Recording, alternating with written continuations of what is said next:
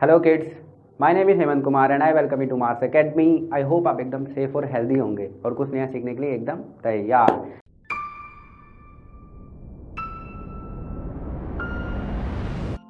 तो आज हम कुछ नया ही सीखने वाले हैं। क्या सीखने वाले हैं? एक्चुअली हम चैप्टर अपना परस्यू कर रहे हैं, चैप्टर 4 हीट, जो आपका क्लास 7 साइंस का चैप्टर है, उसकी हम एक्सरसाइज कंप्लीट करेंगे। जो भी हमने चैप्टर में पढ़ा उसको दोबारा रीकैप करेंगे।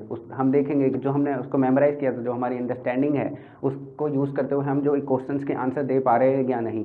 आंसर देने के साथ साथ ही मैं उन आंसर्स को एक्सप्लेन भी करूँगा और बोर्ड पर लिखूँगा, ताकि आप वीडियो को पॉज करके उन आंसर्स को अपनी नोटबुक में कॉपी कर सके, ताकि एग्जामिनेशन पॉइंट ऑफ व्यू से आपके अच्छे खासे नोट्स तैयार हो जाए। क्योंकि जब आप एग्जामिनेशन में इन क्वेश्चंस को अटैम्प्ट करोगे तो बेटा आपको एक पर्टिकुलर लैंग्वेज, एक पर्टिकुलर स्टेटमेंट, एक पर्टिकुलर डेफिनेशन की ज़रूरत होती है।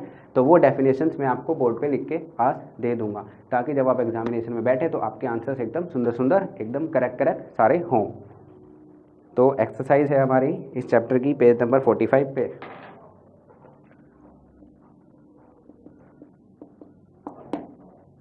पहला क्वेश्चन है, state similarities and differences between the laboratory thermometer and clinical thermometer. तो लेबोरेटरी थर्मोमीटर हमने अच्छे से स्टडी करा है, क्लिनिकल थर्मोमीटर्स भी हमने अच्छे से स्टडी करा है। तो क्या बताना है हमें? डिफरेंसेस भी बताने हैं और सिमिलैरिटीज भी बताने हैं। तो सबसे पहले मैं आपको डिफरेंसेस बताता हूँ।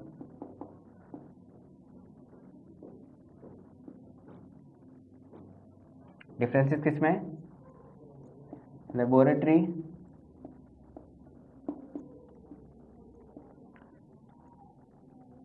थर्मोमीटर। जब भी आपको डिफरेंसेस लिखने को आता है ना, तो आप ऐसे ही एक डंडी डाल के करेंगे। इससे आपकी जो प्रेजेंटेशन है वो आसान हो जाती है और देखने में भी अच्छा लगता है। और पॉइंट वाइज करेंगे ना आप, तो आप ज़्यादा मार्क्स भी ऑब्टेन कर सकते हैं। क्लिनिकल थर्मोमीटर, तो अब मैं इसके पॉइंट्स लिख दूंगा जो एक दूसरे से बिल्कुल रेसिप्रोकल होंगे, डिफरेंसेस होंगे। तो सबसे पहले लेबोरेटरी थर्मोमीटर हमने पढ़ा है। वैसे तो हमें टर्म से पता चले कि जो थर्मोमीटर है हम इसको लैब में इस्तेमाल करते हैं। तो that thermometer which measures the temperature of non living objects are called laboratory thermometer. तो this measures what? Temperature. Temperature ही मेजर करते हैं ना सारे। थर्मामीटर क्या होता है? एक इंस्ट्रूमेंट होता है, एक डिवाइस होता है, तो टेम्परेचर को मेजर करता है। This measures temperature of non living objects. और जो भी हम अपना एक्सपेरिमेंट कर रहे होते हैं उससे रिलेटेड जो हमारा अपरेटस होता है उसके टेम्परेचर को ये रिकॉर्ड करता है, नोट करता है, मेजर करता है। क्लिनिकल थर्मामीटर से हम क्या मेजर करते हैं? टेम्परेचर मेजर करते हैं अपनी ह्यूमन बॉडी का। Measures temperature of human body. ठीक है। और दूसरा जो मेन पॉइंट होता है इनका, वो होती है इनकी रेंजेस। जो ह्यूमन बॉडी का जो टेम्परेचर है वो एक पर्टिकुलर रेंज के अंतर्गत ही रहती है। ना वो उससे मिनिमम टेम्परेचर से ज़्यादा नीचे गिर सकती है, ना ही वो मैक्सिमम टेम्परेचर से ज़्यादा आगे जा सकती है। तो लेबोरेटरी थर्मोमीटर का भी केस कुछ ऐसा ही है। इसकी रेंज बहुत बड़ी होती है, क्योंकि हो सकता है कि लेबोरेटरी थर्मोमीटर में हमें बहुत ज़्यादा गर्म चीज़ों का टेम्परेचर लेना पड़े और बहुत ठंडी चीज़ों का भी टेम्परेचर लेना पड़ सकता है। तो इसकी जो रेंज होती है, रेंज इज फ्रॉम, कितनी होती है? -10 degree Celsius to 110 degree Celsius. -10 degree Celsius to 110 degree Celsius तक इसकी रेंज होती है। और क्लिनिकल थर्मामीटर की रेंज क्या होती है? 35 degree Celsius to 42 degree Celsius. इस रेंज का मतलब क्या है कि human body temperature 35 degree Celsius से नीचे नहीं जाएगा और 42 डिग्री सेल्सियस से ऊपर नहीं जाएगा। यहाँ पे भी वैसे ही है कि -10 डिग्री सेल्सियस से नीचे नहीं जाएगा और 110 डिग्री सेल्सियस से आगे नहीं जाएगा। अगर इसके आगे हमें टेम्परेचर नोट करने हैं तो और भी ज़्यादा स्पेसिफिक और भी ज़्यादा साइंटिफिक इंस्ट्रूमेंट्स की हमें ज़रूरत पड़ सकती है। डिफरेंसेस हो गए। Now comes the similarities. Similarities क्या होती हैं? जो दोनों में कॉमन होती हैं। तो मैं यहाँ पे ये लकीर नहीं खींचता हूँ और सिमिलैरिटीज के पॉइंट्स लिख देता हूँ।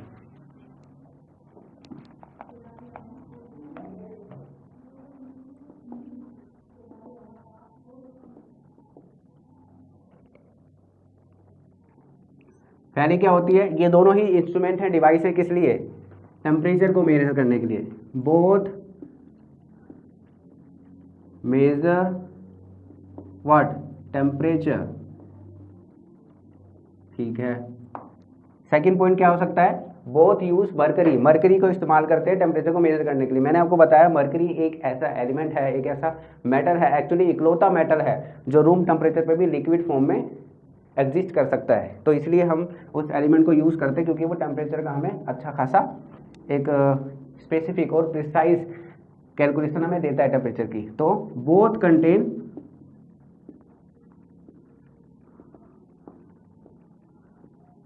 मरकरी, दोनों में ही मरकरी होता है, तो ये भी सिमिलरिटी हो गई। तीसरी क्या है कि दोनों में ही इंडिकेशंस होती हैं, मार्क्स होते हैं जिनसे हम मेजर करते हैं। जैसे इसकी होती है -10 से 110 डिग्री सेल्सियस पे कुछ डिविजन्स होती है ना, डिवाइड कर रखे होते हैं, वो इसमें भी होती हैं।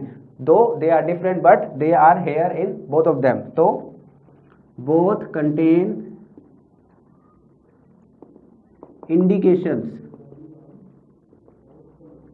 ऑफ रेंजेस, जो भी इनकी रेंजेस होती है, रेंजेस डिफरेंस हो सकती है, इसलिए मैंने रेंजेस कर दिया ऐसे, both contain indications of ranges. ठीक है,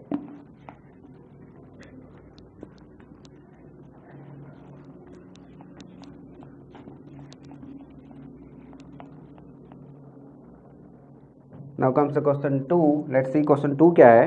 give 2 examples of each of conductors and insulators of heat. Conductors क्या होते हैं, जो अपने ऊपर से अपने अंदर से हीट को फ्लो करने देते हैं, अलाउ कर देते हैं, परमिट कर देते हैं। लेकिन इंसुलेटर्स क्या होते हैं, जो अपने ऊपर से अपने अंदर से हीट को ट्रेवल नहीं करने देते।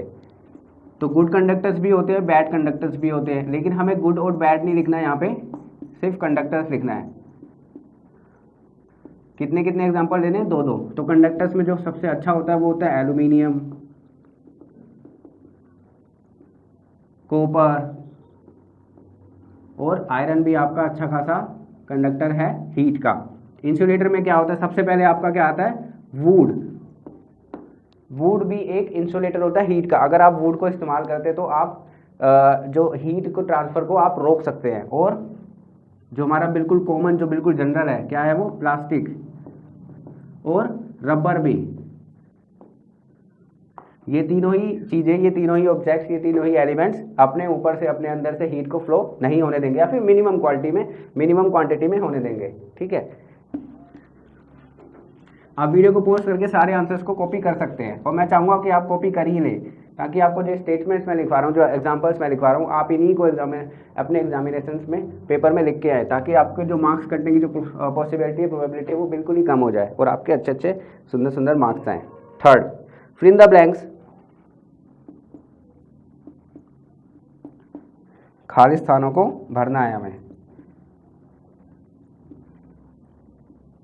ठीक है, the hotness of an object is determined by its what. जो हॉटनेस होती है, जो किसी की गर्म तीव्रता होती है, उसकी क्वांटिटी होती है, हम उसको किससे डिटरमाइन करते हैं, उसको हम डिटरमाइन करते हैं उसके टेम्परेचर से। जितना टेम्परेचर ज़्यादा होगा उतनी चीज़ ज़्यादा गर्म होगी, जितना टेम्परेचर कम होगा उतनी ही चीज़ कम गर्म होगी। The temperature of boiling water can not be measured by a dash thermometer. तो बॉइलिंग वाटर का टेम्परेचर मेजर करने के लिए हमें लेबोरेटरी थर्मोमीटर चाहिए, और यहाँ पे कैन नॉट लिखा है, तो कौन सा नहीं चाहिए हमें, क्लिनिकल नहीं चाहिए हमें।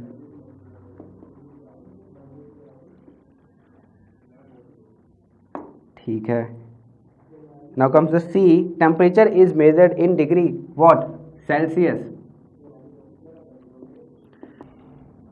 D, no medium is required for transfer of heat by the process of. किसी भी मीडियम की जरूरत नहीं होती अगर हीट ट्रांसफर हो रही है, किस प्रोसेस से, हमने अच्छी तरह से पढ़ा है कि वो प्रोसेस कौन सा होता है, वो होता है रेडिएशन। और इसका सबसे अच्छा एग्जांपल जो हमें बताया गया था वो क्या था, कि जब सन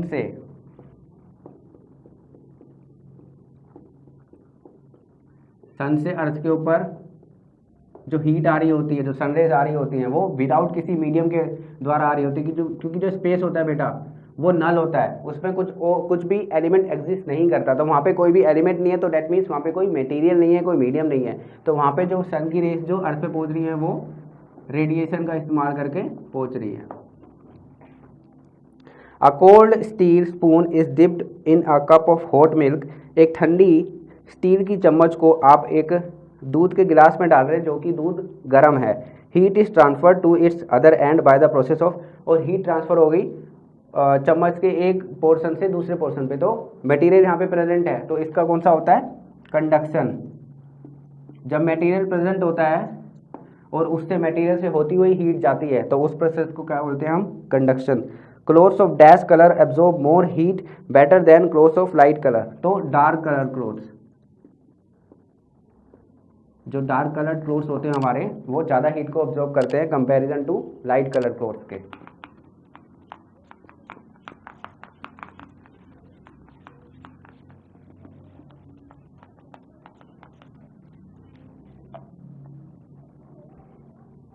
अब है फोर्थ, मैच द कॉलम है ये, मैं ऐसे लिख देता हूँ और इन्हें मैच कर देता हूँ। आप अपनी बुक में उसको पेंसिल से मार्क कर सकते हैं, ठीक है।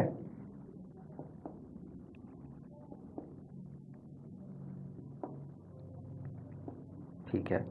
Land bridge blows during what? Summer, winter, day और नाइट। तो लैंड ब्रिज मैंने आपको बताया, लैंड ब्रिज का बेसिकली मतलब क्या होता है? ठंडी हवाएं जो जमीन से जा रही हैं। जब मैंने आपको वो पढ़ाया था कन्वेक्शन में एक फिनोमिनन होता है लैंड ब्रिज और सी ब्रिज। तो लैंड ब्रिज जब जाती है मतलब कि जो सी वाला एरिया है, जो सी वाले ऊपर जो हवा है वो जल्दी गर्म हो गई है, मतलब वो ऑलरेडी गर्म है। और ऐसा कब हो सकता है? नाइट टाइम में, क्योंकि दिन के टाइम में जमीन बहुत जल्दी गर्म हो जाती है, तो वहाँ पे हम सी ब्रिज को ऑब्जर्व करते हैं, क्योंकि सी से ठंडी हवा होती हुई जाती है लैंड की तरफ। और नाइट में हम ऑब्जर्व करते हैं लैंड ब्रिज, क्योंकि लैंड से ठंडी हवाएं होती हुई जाती है सी की तरफ। कैसे होता है ये आपका सी है, हमें लैंड ब्रिज ऑब्जर्व करना है।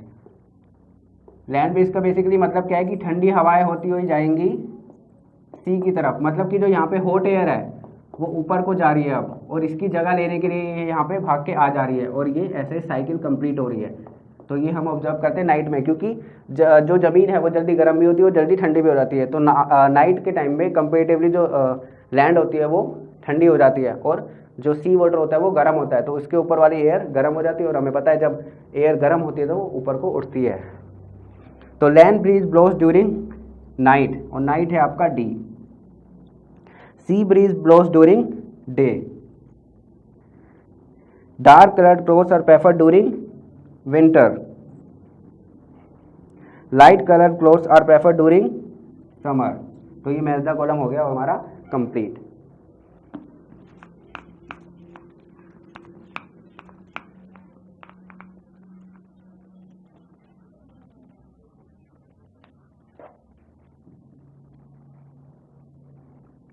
अब है fifth, discuss why wearing more layers of clothes, मतलब कि ज़्यादा लेयर्स ऑफ क्लोथ, ये एक लेयर, दो लेयर, तीन लेयर, चार layer. Discuss why wearing more layers of cloth during winter keeps us warmer than wearing just one thick piece of clothing. ये कह रहा है कि इस पे चर्चा करें कि ज़्यादा लेयर्स के कपड़े पहनना सर्दियों में क्यों अच्छा रहता है कंपैरिजन टू एक ही कपड़ा पहन लें हम मोटा। क्यों? क्योंकि जो इनमें स्पेस होता है ना लेयर्स के बीच में, यहाँ पे आपकी एयर ट्रैप हो जाती है, और एयर ट्रैप करने से क्या होता है? As then air starts working as an insulator, क्योंकि air is a bad conductor of heat. तो एयर जो आपकी बॉडी हीट को इन्वायरमेंट में फ्लो नहीं होने देती, वो आपकी बॉडी हीट को इंसुलेट कर देती है आपके बॉडी के अंदर ही। तो अगर मैं इसको प्रॉपर आंसर्स की फॉर्म में लिखूं,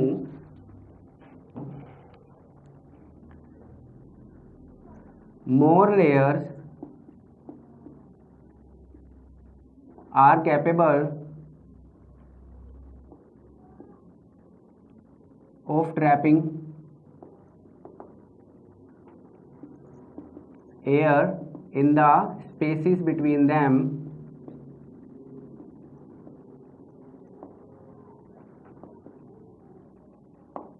and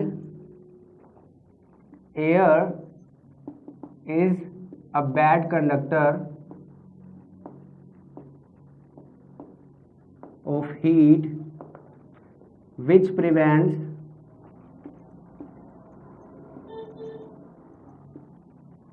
our body heat to flow towards the environment,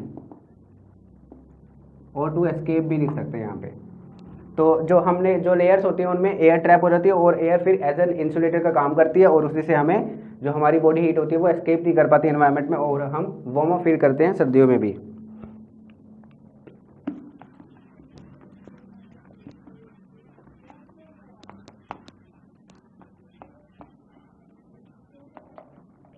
6 से आपका एक फिगर बना रखा है, लुक एट द फिगर 4.13, ठीक है, देख लिया।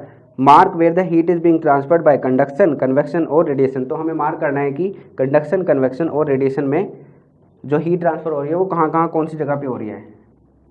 तो ये हमारा हीट सोर्स है और यहाँ पे हमारा यूटेंसिल रखा है और इसके अंदर वाटर गर्म हो रहा है। तो हमें पता है कि यहाँ पे क्या है, रेडिएशन, और ये जो हो रहा है ये हो रहा है कन्वेक्शन। और जो यूटेंसिल से जो हैंडल के अंदर हीट जा रही है और जो यहाँ से इसके यूटेंसिल में हीट जा रही है वो हो रहा है कंडक्शन। तो हमने तीनों मार्क कर दिए। ऐसे ही आपको एरो लगा के पेंसिल से इसमें मार्क करना है।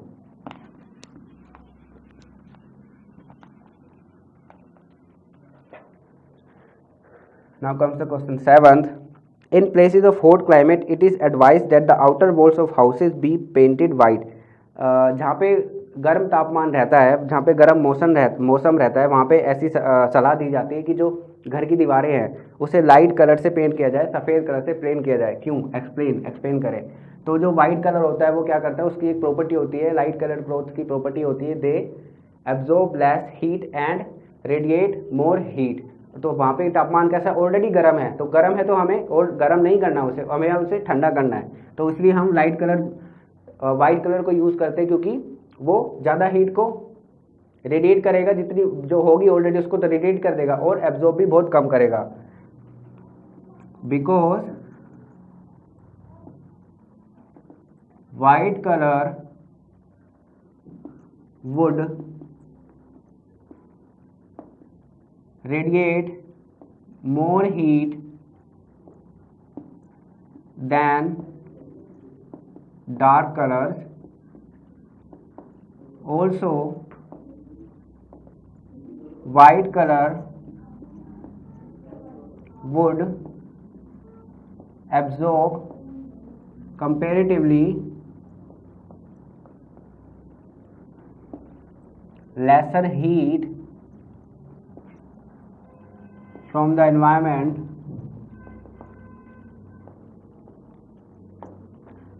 to keep the houses cool।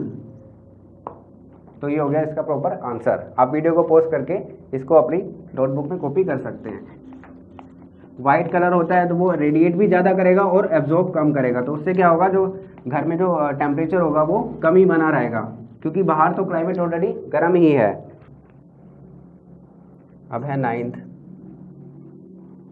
N iron ball at 40 degree Celsius is dropped in a mug containing water at 40 degree Celsius.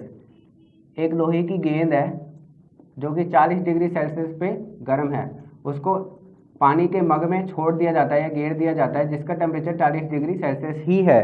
तो बताएं, जो ए है, flow from iron ball to water, जो हीट होगी वो लोहे की बॉल से पानी में चली जाएगी। B, not flow from iron ball to water और from water to iron ball, ना ही वो आयरन बॉल से वाटर में जाएगी ना ही पानी से आयरन बॉल में आएगी। Flow from water to iron ball, पानी से आयरन बॉल में आ जाएगी। Increase the temperature of both, दोनों का टेम्परेचर बढ़ा देगी। तो बेटा इसका आंसर जो होगा वो होगा आपका बी। क्यों? क्योंकि देखो ये भी 40 डिग्री सेल्सियस है और ये भी 40 डिग्री सेल्सियस है, और मैंने आपको ऑलरेडी पढ़ा रखा है कि हीट का ट्रांसफर सिर्फ तभी होता है जब टेम्परेचर डिफरेंस होता है, और टेम्परेचर डिफरेंस भी कैसा होना चाहिए, जो हीट का ट्रांसफर होता है वो हमेशा होता है हॉटर टू कोल्डर बॉडी, मतलब गर्म से ठंडी बॉडी की तरफ ही टेम्परेचर डेफिनेटली जाएगा। तो यहाँ पे तो टेम्परेचर दोनों का बराबर है, क्योंकि ये टेम्परेचर बराबर करना चाहता है।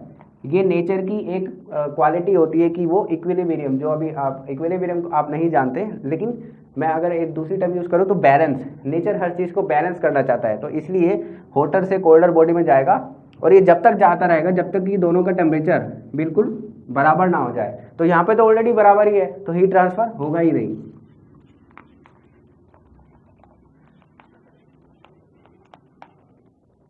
अब है आपका 10th। A wooden spoon is dipped in a cup of ice cream, एक लकड़ी की चम्मच को आइसक्रीम में डुबो दिया जाता है। इट्स अदर एंड, जो उसका दूसरा छोर होगा उस पर क्या होगा, becomes cold bye the process of conduction. Ice cream क्या होती है, ठंडी होती है, तो उसको कंडक्शन से ठंडा हो जाना चाहिए। Become cold bye the process of convection, convection के प्रोसेस से उसको ठंडा हो जाना चाहिए। Become cold bye the process of radiation, radiation के प्रोसेस से उसे ठंडा होना चाहिए। डज नॉट बिकम कोल्ड, तो इसका आंसर होगा डी।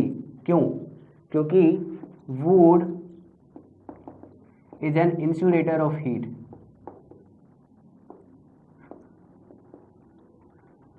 जो लकड़ी की चम्मच है वो अपने ऊपर से हीट का ट्रांसफर होने ही नहीं देगी, तो टेम्परेचर डिफरेंस आएगा ही नहीं। 11th, stainless steel pans are usually provided with copper bottoms. जो स्टेनलेस स्टील पैन्स होते हैं आपके, जो फ्राइंग पैन्स होते हैं, उनमें अक्सर जो उनका नीचे वाला हिस्सा होता है उस पर कॉपर मुहैया करवाया जाता है, आपको प्रोवाइड किया जाता है। The reason for this could be that, इसका जो इसके पीछे जो कारण है वो ये हो सकता है कि copper bottoms makes the pan more durable. Copper bottoms होते हैं जो पैन को बहुत ड्यूरेबल, मतलब ज़्यादा लंबे समय तक चलने वाले बना देते हैं। सच पैन्स अपीयर कलरफुल, ऐसे पैन्स बहुत कलरफुल लगते हैं। Copper is a better conductor of heat than the stainless steel. जो कॉपर है वो एक अच्छा कंडक्टर है हीट का स्टेनलेस स्टील के कंपैरिजन में। Copper is easier to clean than the stainless steel, copper की साफ सफाई करनी आसान होती है स्टेनलेस स्टील से। तो इसका जो मोस्ट रेलेवेंट आंसर है वो है सी, क्योंकि copper is a better conductor of heat. तो इससे क्या होगा कि जो आप अपनी गैस यूज़ कर रहे हो, जो भी आपका फ्यूल है वो कम कंज्यूम होगा, आप उसको कंजर्व कर पाओगे, क्योंकि थोड़ी सी हीट में ही वो ज़्यादा हीट को कंडक्ट कर देगा, जो आपका जो कुकिंग है वो फास्ट हो जाएगी। आगे है extended learning activities and projects, और ये आप लोग खुद अटैम्प्ट करेंगे। इनको अटैम्प्ट करने के लिए आप अपने गार्जियंस या फिर गूगल की मदद ले सकते हैं। मैं चाहता हूँ कि आप इनको अटैम्प्ट जरूर करें, क्योंकि इसमें इनको जब आप अटैम्प्ट करेंगे इन एक्टिविटीज़ को, तो आप बहुत ही इंटरेस्टिंग और अम्यूजिंग चीज़ों को जानेंगे और उनके बारे में सीखेंगे। तो मैं चाहता हूँ कि आप इनको अटैम्प्ट करें और आपके जो कंक्लूजन्स हैं, इन्फेरेंस हैं, आपके जो रिजल्ट्स हैं, उनको आप कमेंट सेक्शन में मेंशन कर दें, ताकि सबको पता चल जाए कि आपने वो एक्टिविटीज़ करी है और आप कितने इंटेलिजेंट हो। और जिन्होंने नहीं करी होगी उनको ये बेनिफिट हो जाएगा कि उन्हें उन एक्टिविटीज़ का आंसर मिल जाएगा। So thanks for watching, please do subscribe our channel and press the notification bell icon so that you can get the immediate notifications of our upcoming videos. क्योंकि नेक्स्ट वीडियो में हम इसका chapter 5 शुरू करेंगे। Chapter 5 बहुत ही important chapter है आपके examination point of view से और आपकी पर्सनल नॉलेज के लिए भी। सो मैं चाहूँगा कि आप बिल्कुल टाइम पे ही, जैसे कि आपको पता है एक प्रॉपर टाइम पे 4 बजे हम रोज़ साइंस की वीडियो अपलोड करते ही है, तो आपको फटाफट से 4 बजे आ जाना है उस वीडियो को देखने के लिए। So thanks for watching, be healthy, be safe and be humble to each other. Thank you very much. इस क्लास की पूरी सिलेबस की वीडियोस को देखने के लिए सब्सक्राइब करें हमारे चैनल को और साथ ही बेल आइकन प्रेस करें।